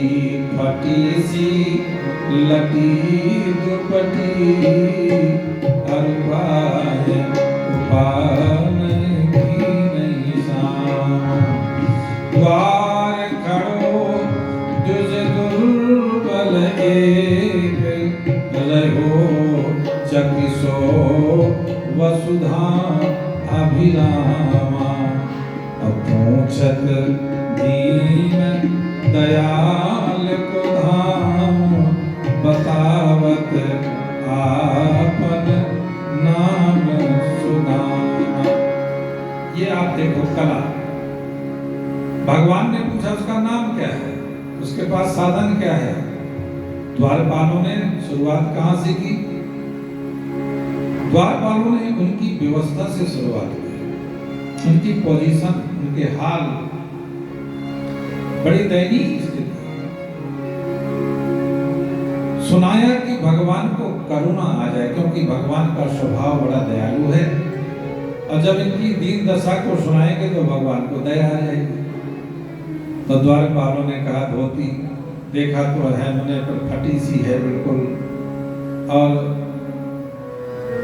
शरीर में कोई कपड़ा झामा कुर्ता वर्ता नहीं पहने हैं, ऐसे ऊपर न तो पगड़ी है। स्थिति बड़ी खराब है। नंगे पैरों, कोई चप्पल अप्पल जूता भी नहीं है। अब बस चकाचौंध होकर के इधर उधर देख रहे हैं। और हमने जब उनका नाम पूछा तो उन्होंने कहा, नाम है सुदामा। क्या कहा? नाम सुदामा बताया। परंतु महाराज सुनते सुनते सुनते सुनते भगवान ऐसे विह्वल हो गए कि इतना दुखी मेरा कोई मित्र है, मेरा कोई भक्त है, इतना स्थिति खराब, इतना दुखी, तो इतना विह्वल हो गया भगवान का हृदय कि वो एकदम अपने भक्त को देखना चाहते थे। पर नाम जैसे सुना, सुदामा सुन पानी तन दशा को भुलानी, और कलश लिए रानी न रही सुध पानी की। नाम सुनते ही साहब सुदामा नाम सुनते ही विह्वल हो। रानियां पानी लिए खड़ी थी। एकदम से जो है महाराज ऐसे उठ करके दौड़े कि रानियां कहने लगी, कहाँ जा रहे हो, कहाँ जा रहे हो, कहीं आग लग गई जो बुझाने जा रहे हो। भगवान कुछ नहीं बोले। द्वार पर धाये बाह फैलाए, अंग लिपटाए, तो रही ना याद उन्हें चक्र चीर पानी। तो आंसुन झरे नैन मुख से ना बोले बैन, और देखे सब सैन सखा सुदामा अगवानी की। दौड़ करके गए, हाथ फैला लिया और सुदामा को हृदय से लगा लिया। देवता लोग भी आकाश मंडल से ये अगवानी देख रहे थे।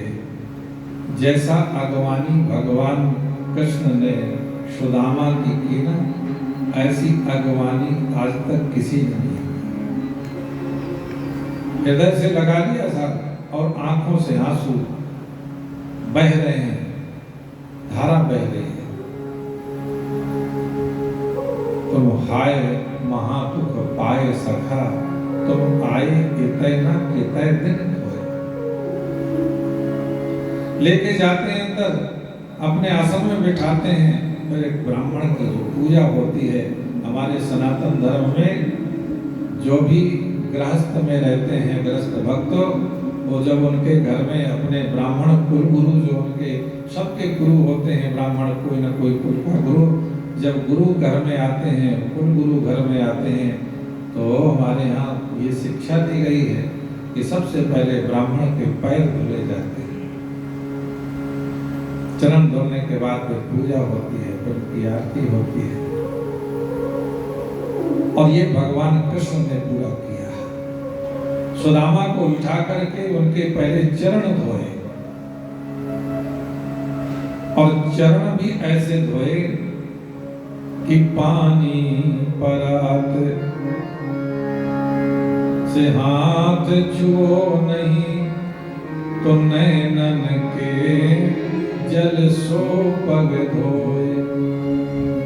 भगवान को इतना दुख हुआ कि मेरा दास मेरा भक्त हो करके इतनी बड़ी समस्या में, इतना दुख में, इतने कष्ट में, तो बड़ा दुख हुआ और दुख से इतना रोना आ गया कि उस आंसुओं से ही पैर धोता है।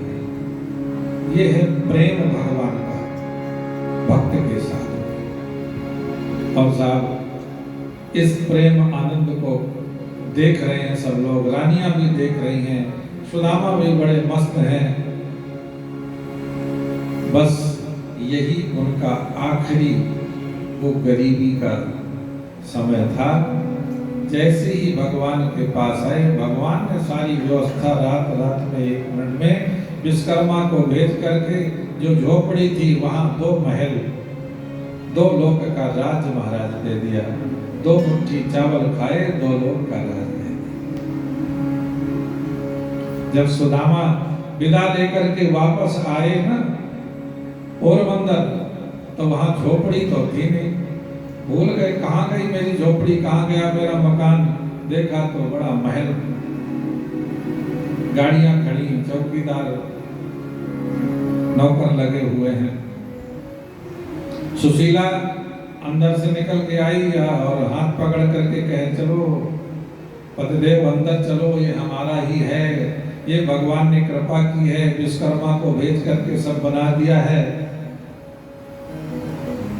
पर ब्राह्मण सुदामा जैसा त्यागी, देखिए इतनी गरीबी में भी सुदामा भटके नहीं। 2 लोक का राज्य सामने खड़ा है, सारी व्यवस्थाएं हैं, और सुदामा को सुशीला कहती चलो घर के अंदर। सुदामा कहते नहीं मैं घर के अंदर नहीं जाऊंगा, ये मुझे पता है ये भगवान ने जानबूझ करके माया भेजी है अपने से दूर करने के लिए। देवी तुम्हें और तुम्हारे बच्चों को इस माया की जरूरत थी, इसलिए आप इस घर में रहो, बच्चों को अपना रखो, सेवा करो, पर मैं इस मकान में नहीं, इस घर में नहीं, मैं इस झोपड़ी में रह करके ही अपने प्रभु का भजन करूंगा। सुदामा जो है महल में नहीं रहे, झोपड़ी में रह करके सुदामा ने भक्ति की। और आज भगवान ने ये सोचा कि सुदामा मेरे पास जो है ना चल करके नंगे पैरों आए, 1 दिन रहे, तो भगवान ने कहा कि मैं भी अब सुदामा के घर जाऊंगा और 1 महीना सुदामा के यहाँ रह के आऊंगा। और सुदामा के यहाँ भगवान आए और सुदामा के साथ में 1 महीना रह करके भगवान उनको ज्ञान दे करके वापस जाते हैं। ये भगवान की कृपा है साहब।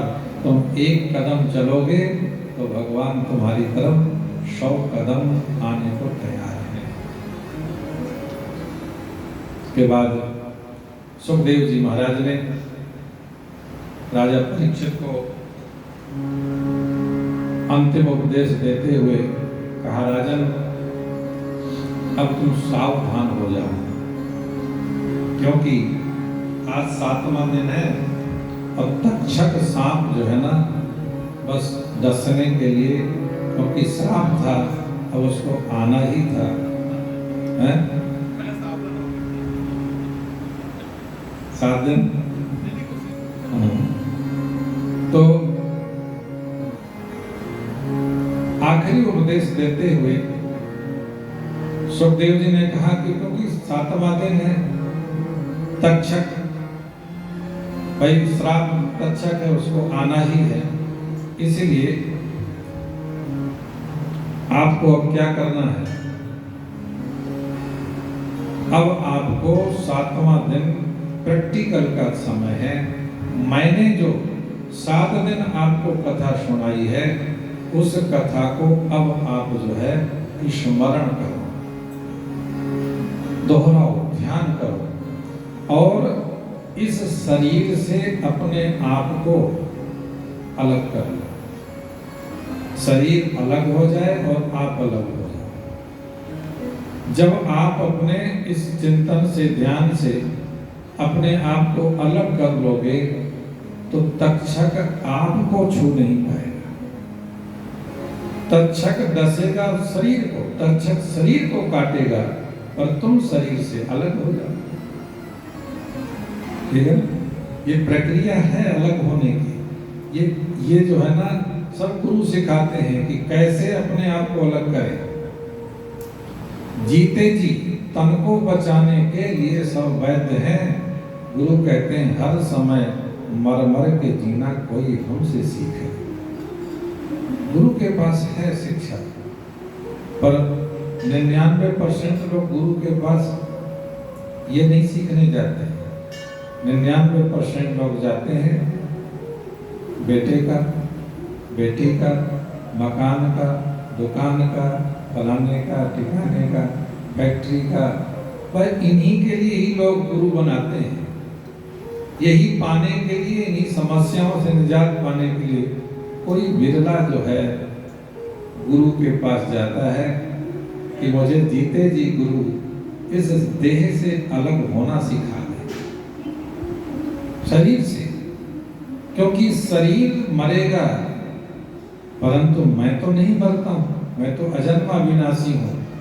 पर शरीर के मरने के पहले मैं अपने आप को किसके पास रखूं? इस प्रक्रिया को गुरु समझाते हैं कि तुम अपने आप को इस शरीर से अलग करके जो तुम्हारा स्थान है, उस स्थान में आप अपने आप को सुरक्षित कर लो। वो स्थान कौन है? आत्मा का जो स्थान है वह है परमात्मा। परमात्मा ही इसका घर है, परमात्मा में ही हम रहते हैं। ये हमारी जो आत्मा है वो परमात्मा में ही रहने वाली, वो इधर उधर नहीं कहीं रहती। पर चूंकि वो शरीर में है, अभी शरीर के साथ आनंद मिल रहा है, परंतु शरीर से अलग होकर के अपने आप को हम कहाँ स्थापित करें? परमात्मा में। ये गुरु हमारी आत्मा को परमात्मा में स्थापित करने का रास्ता बताते हैं। और सुखदेव जी महाराज ने परीक्षित को पूरा डिटेल से 7 दिन में वो पूरी शिक्षा दी और कहा अब तुम्हें तक्षक के काटने से पहले अपने आप को अलग करना है। इसलिए मुझे अब मेरे जाने का समय हो गया, क्योंकि जब तक मैं यहाँ रहूंगा तो तक्षक आएगा नहीं। अब तक्षक नहीं आएगा तो वो श्राप जो है ना, वो ऋषि का श्राप है, उसको तो पूरा होना ही है, क्योंकि वो ही ईश्वर की सब जो है ना माया है। इसलिए आप मुझे आज्ञा दो, मैं जाऊं और तुम बैठ करके अपना काम करो। तो सुखदेव जी महाराज जब पूर्ण कथा का बोध करा करके जब जाने लगे तो परीक्षित ने गुरुदेव की पूजा की, सुखदेव जी महाराज की पूजा अर्चना करके फिर उसके बाद में उनकी विदाई की। तो जितने भी केवल परीक्षित ही नहीं थे, केवल बहुत से हजारों ऋषि बैठे हुए थे उस समय कथा में पंडाल में, तो सबने मिल करके श्री सुखदेव जी महाराज की विदाई की। तो आइए हम भी मानसिक रूप से सुखदेव जी की जो विदाई हो रही है, तो परीक्षित महाराज सुखदेव जी की विदाई करते हुए प्रार्थना करने लगे कि गुरुदेव ले चलियो निज धाम, गुरु जी मैनू ले चलियो निज धाम, ले चलियो निज धाम, गुरु जी मैनू ले चलियो निज धाम, गुरु जी मैनू ले चलियो।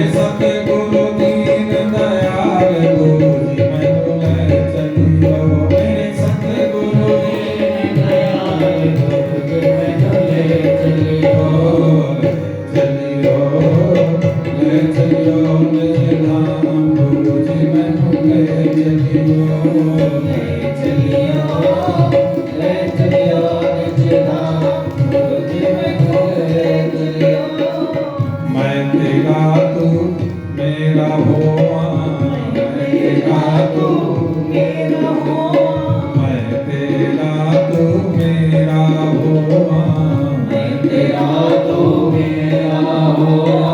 बाहें पकड़ सचखंड खलोवा, बाहें पकड़ सचखंड खलोवा। रहना मेरे नाल गुरु जी मैनू ले चलियो, रहना मेरे नाल गुरु जी मैनू ले चलियो, ले चलियो निज धाम गुरु जी मैनू ले चलियो,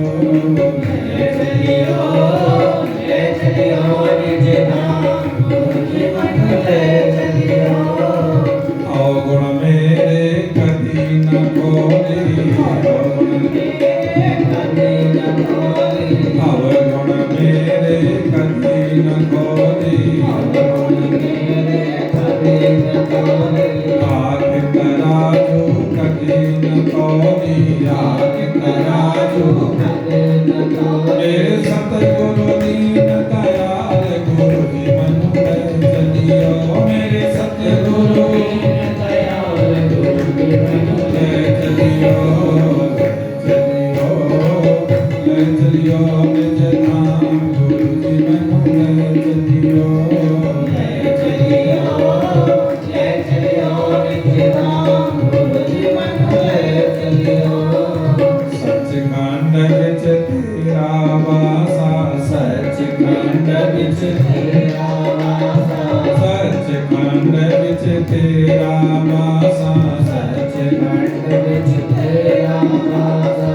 आपका दास न होए निराशा, आपका दास न होए निराशा। मेरे सतगुरु दीन दयाल गुरु जी मैनू ले चलियो, मेरे सतगुरु दीन दयाल गुरु जी मैनू ले चलियो। आपकी आवाज नहीं आ रही, कोई जाना नहीं चाहता, ये घर बार छोड़ के गुरु जी के पास जाना नहीं चाहते। अरे बोलो एक बार तो बड़ी जोर आनंद से बोलो, दिल से बोलो।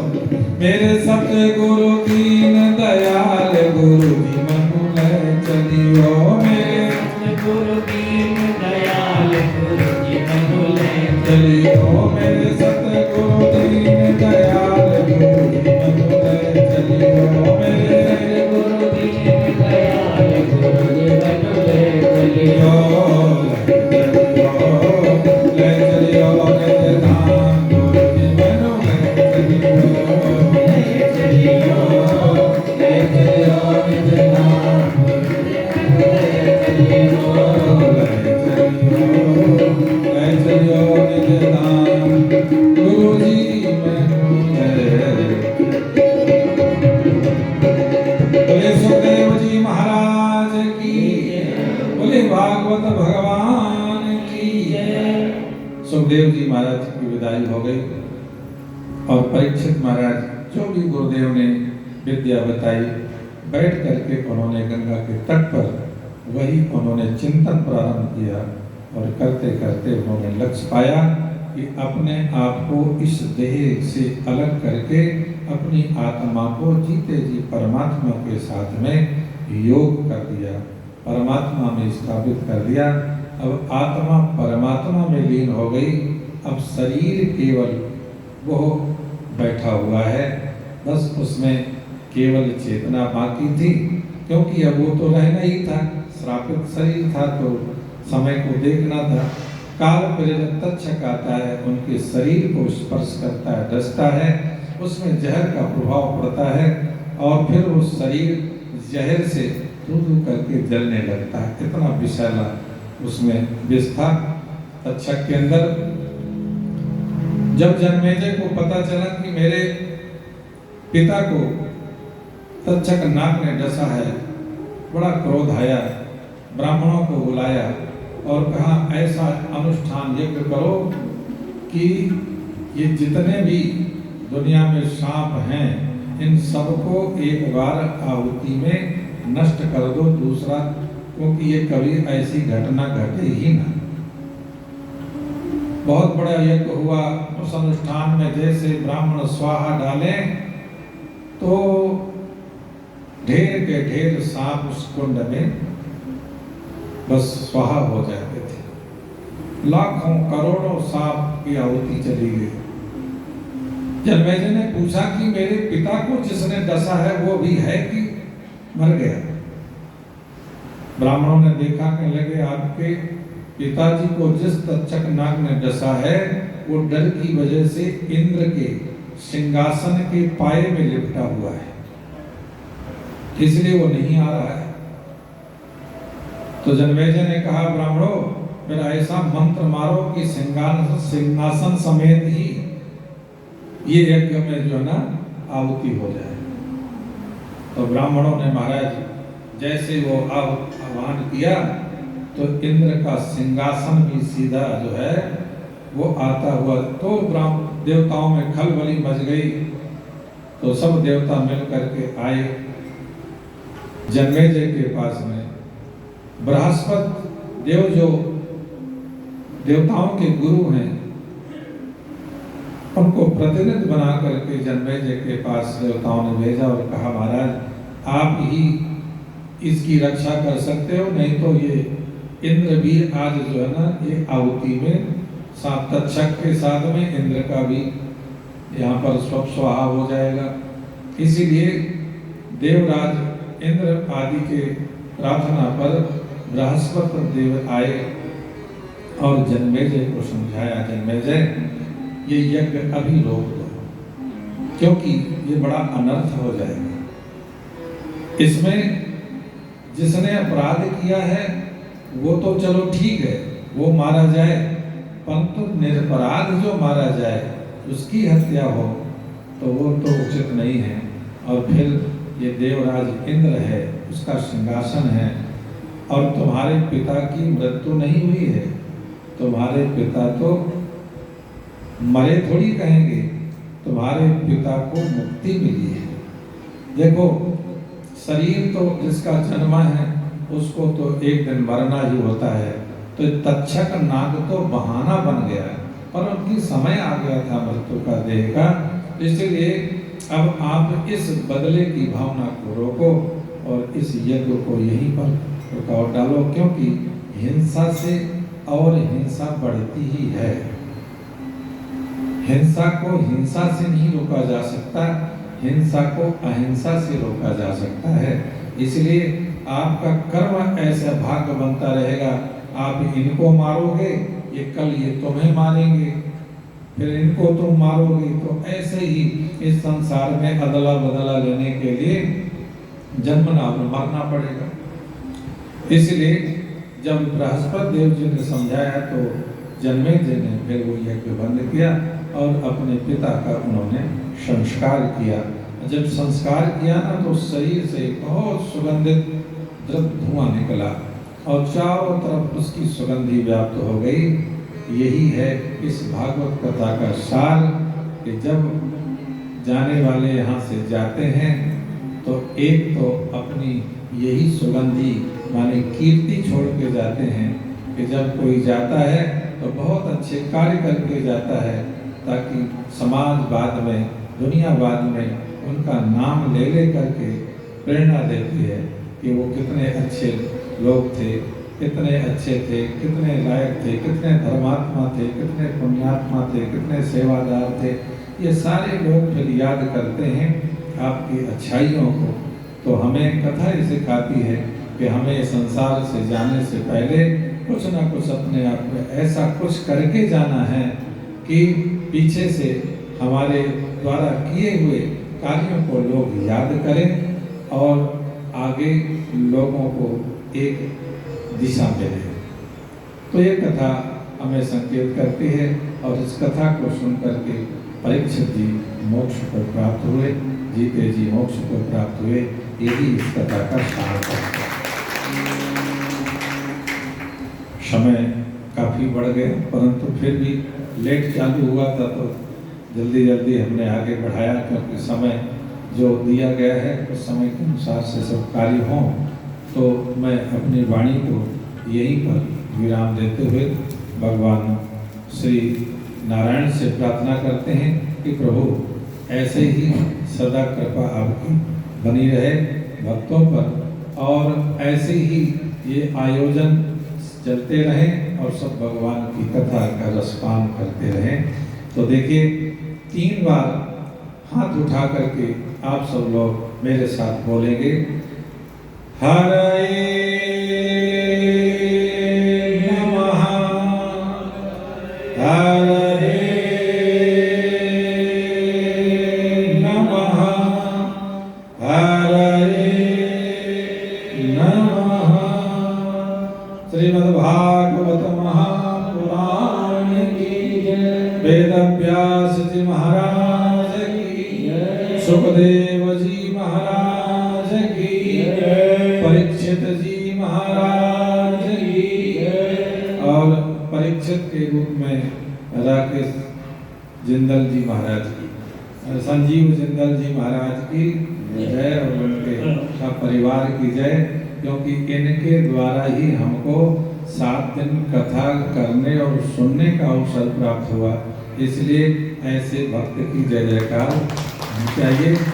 और इनके साथ साथ आप जितने भक्त परिवार बैठे हैं, परीक्षित के रूप में सबने बैठकर 7 दिन कथा सुनी, इसलिए आपको भी जय जयकार हो आपकी, आपको भी सादर नमन, क्योंकि आपके सबके माध्यम से ही ये अवसर मिला कि जब आप लोगों ने बैठ के कथा सुनी तो हमें भी सुनाने का बहुत अच्छा अवसर मिला, आनंद मिला।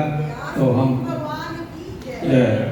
तो ये बहुत बहुत आप सब लोगों का इसमें आभार है, क्योंकि वक्ता कुछ नहीं कर सकता जब तक श्रोता न मिले। इसलिए आप सबका बहुत बहुत आभार। मैं अपनी वाणी को यही विराम करता हूँ। आगे की प्रक्रिया जैसे कोई भी स्थान होता है वहाँ भगवान का सभी देवी देवों का आह्वान किया जाता है। जैसे कि समापन वेले भी उनकी विदायगी होती है। ऐसे जो भक्त हैं जिज्ञासु होते हैं, ये गंगा के रूप में यहाँ विराजमान होते हैं। इनके भी प्रति कुछ बनता है। जो आह्वान किया था देवी देव का, वह प्यार तुलसी के विदायगी होगी। आए भक्तों का सम्मान हमारे बेटा जतन जी।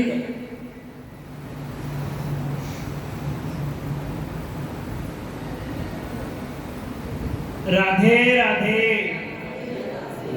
परमादरणीय गुरु जी, आचार्य जी, सभी ब्राह्मण वृंद, संगीत के साथी और हनुमान मंदिर कमेटी एवं संयोजक मंडली, आप सबका जिंदल परिवार हार्दिक धन्यवाद करता है। एक बार अपने लिए जोरदार तालियां कि आपने इतना सहयोग हमें 7 दिन दिया है, और हम आप सभी का दिल से आभार व्यक्त करते हैं। गुरु जी का मैं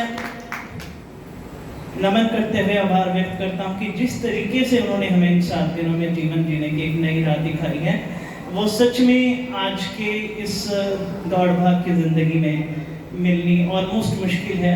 तो गुरु जी आपका बहुत बहुत धन्यवाद, बहुत बहुत आभार। और हमारे बीच जितने भी मीडिया कर्मियों ने हमें सहयोग दिया 7 दिन में, चाहे वो किसी भी न्यूज़पेपर से हों, उनका भी बहुत बहुत आभार, उनके लिए जोरदार तालियां। और जितने भी भक्तों ने 7 दिन कथा सुनी, और वो भी परीक्षित से कम नहीं है, जैसा कि गुरुजी ने ऑलरेडी कहा, तो आप सब के लिए भी खुद के लिए एक बार जोरदार तालियां। और मैं भागवत जी के चरणों में यही निवेदन करता हूँ, यही प्रार्थना करता हूँ कि हम सब की इस कथा से मुक्ति हो और हम सब परम धाम को जाएं। ऐसी शुभकामनाओं के साथ आप सबका आभार, धन्यवाद।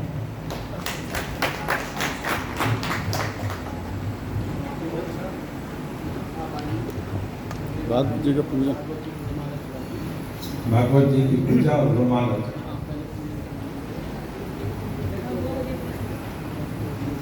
ओम हरि ओम मंगलम भगवान विष्णु मंगलम गरुड़ध्वज मंगलम पुंडरीकाक्ष मंगलाय तनो हरि ओम।